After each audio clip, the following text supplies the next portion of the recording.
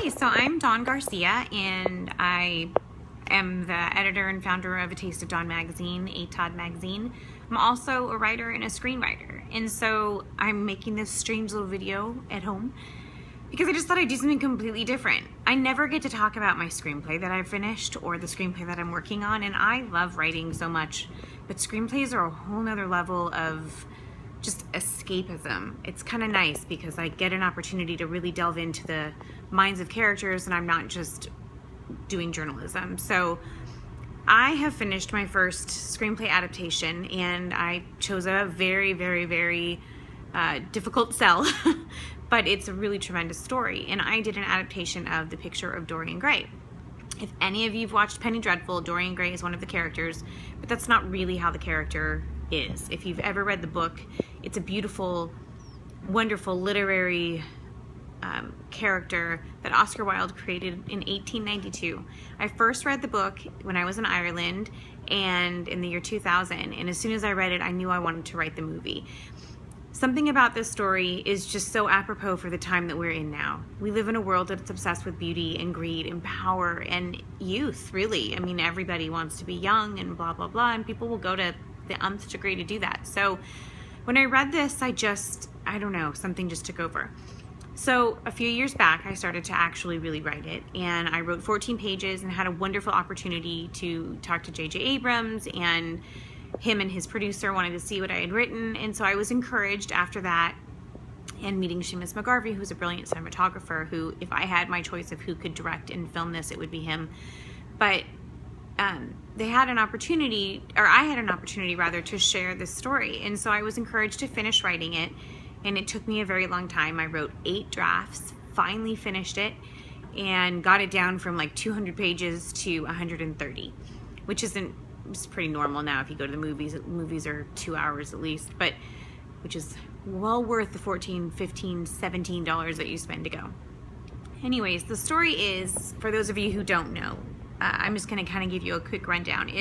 So Dorian Gray was this beautiful 22-year-old who came from a very socialite family, a lot of wealth, but he was rather mysterious, and it was impossible to not be endeared by who he was. He was not only handsome, but charming and very well dressed, and just carried himself with this poise and candor that everybody really loved and responded to. My cats are going crazy in the background, so FYI. So anyways, he befriends Basil Howard, who is a painter, a very well-respected painter, who loves to paint portraits of Dorian. And he also has another friend, Lord Henry. And Lord Henry is by far my favorite character in the book. He is the most obnoxious and wonderful and delightful character that there is. But Basil paints the masterpiece. He paints the masterpiece portrait of Dorian Gray, and in a course of conversation of an afternoon, Lord Henry gets sort of into Dorian's head and says in a very clever way that the painting will never age and that will always be younger than Dorian, and Dorian should be jealous of the painting because now time will march on Dorian's face and the lines will show and his sins will be born, and there's no way around it because he will age and the painting won't.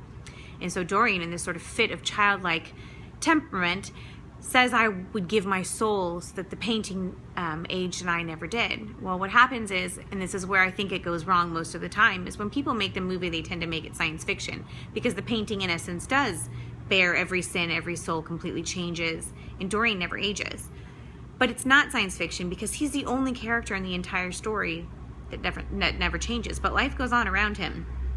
And his sins are just so rotten, and his core becomes so rotten, and he's ruined reputations in his life. He's responsible for suicides and murders and betrayal and deception and blackmail, and so many things begin to happen, and it really does show in the painting. And that's the beauty of this story, is that there's no escaping what he's done.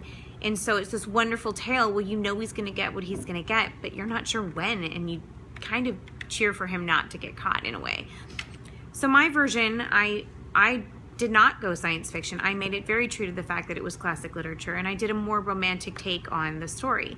Not romantic as in love story, but romantic as in classic literature, romance. I loved the character and the constant twists and turns that he takes, and I allowed music to play a very critical part in how that story was told through classical overtures, and I was very true to the music of the time. But anyways, the point is, if you have never read this book, please go read this book, because the fact that it was written in 1892 and still holds water and is still such a beautiful book, I think I've read the book like 30 times now. It's really, really worth the read, and it will change the way you see things, if not just for a little while. So I'm not sure when my movie will make it to the big screen. It's just sitting at William Morris, and I'm okay with that. And now I am moving on to my second screenplay. It's an original feature film, and it's a romantic comedy, completely different, not a time period piece, so much easier to market and sell. But anyways, I have 12 child-free days, and that's my plan, is to finish the second screenplay. So that's it. I just kind of wanted to talk and do something completely different. So thanks for listening, and I'm going to sign out now, but have a great day, and I'll talk to you again very soon. Bye.